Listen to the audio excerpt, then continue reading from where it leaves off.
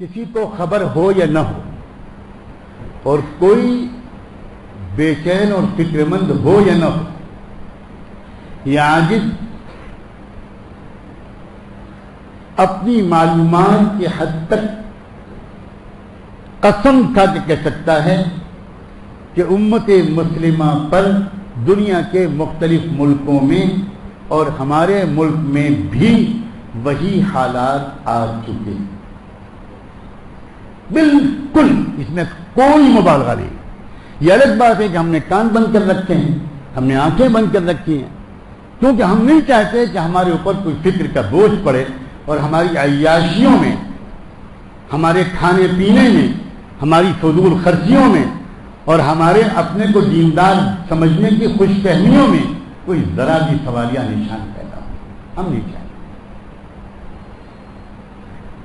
کسی کو خبر ہو یا نہ ہو،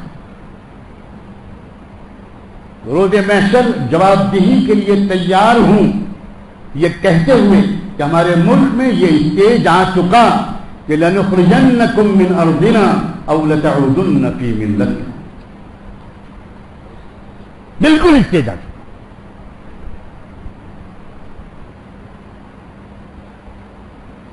اور جاننے والے جانتے ہیں کہ جب یہ اسٹیج آیا تو جو لوگ قرآن مجید کی روشنی میں حالات کو سمجھتے ہیں، ایک تو ہیں وہ لوگ جو اخباروں کی روشنی میں حالات کو سمجھ رہے ہیں،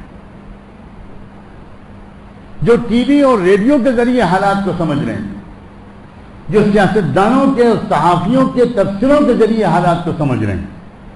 وہ تو جتنا جتنا اخبار پڑھتے ہیں اتنا اتنا مایوس ہوتے چلے جاتے ہیں، اتنا اتنا خوف زدہ ہوتے چلے جاتے ہیں، اتنا اتنا گھبراہٹ، سراسیمگی اور پریشانی ان کے ذہن میں آتی چلی جاتی ہے، اور وہ سوچنے لگتے ہیں کہ بھئی اپنے کاروبار کو کس ملک میں شفٹ کریں. حالات کی سنگینی کی خبر سن کر ہم میں سے بہت سے لوگوں کے ذہن میں یہ نہیں آتا کہ اپنی نسلوں کی ایمان کی حفاظت میں کیسے کروں، اس چیلنج کا مقابلہ ہم کیسے کریں. یہ نہیں آتا، بلکہ یہ سوچنا شروع کرتے ہیں کہ بھئی کیا دبئی کے مارکیٹ کا کیا حال ہے، کیا دھیرے دھیرے اپنے سرمایہ کو وہاں شفٹ کریں اور وہاں چلے جائیں کہیں، جیسے دبئی میں تو اللہ کچھ کر نہیں پائیں گے، دبئی کا ویزا ہی نہیں ملے گا اللہ میں. یہ سوچنے والے دیکھنے کو آنکھیں ترستی ہیں، اور مجھے معاف کر دینا، جی چاہے تو معاف کرنا، جی چاہے تو جو چاہو کرنا.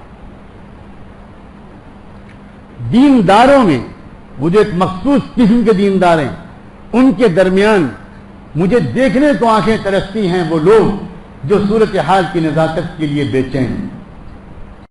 شیخ الہند حضرت مولانا محمود حسن رحمۃ اللہ علیہ، جن کا نام آپ میں سے بہت سے لوگوں نے نہیں سنا ہو، یہ بھی میں جانتا ہوں، علماء نے تو سنا ہوگا، اور وہ بھی صرف تبرک کے طور پر. انہوں نے ایک نئے یونیورسٹی کی بنیاد ڈالنے کے لیے علی گڑھ تشریف لے گئے، اور ابھی 3-4 دن پہلے وہ دن گزرا ہے، 29 اکتوبر سن 1928 علی گڑھ یونیورسٹی تشریف لے گئے. بیمار تھے، وفات کے چند دن پہلے کا واقعہ ہے.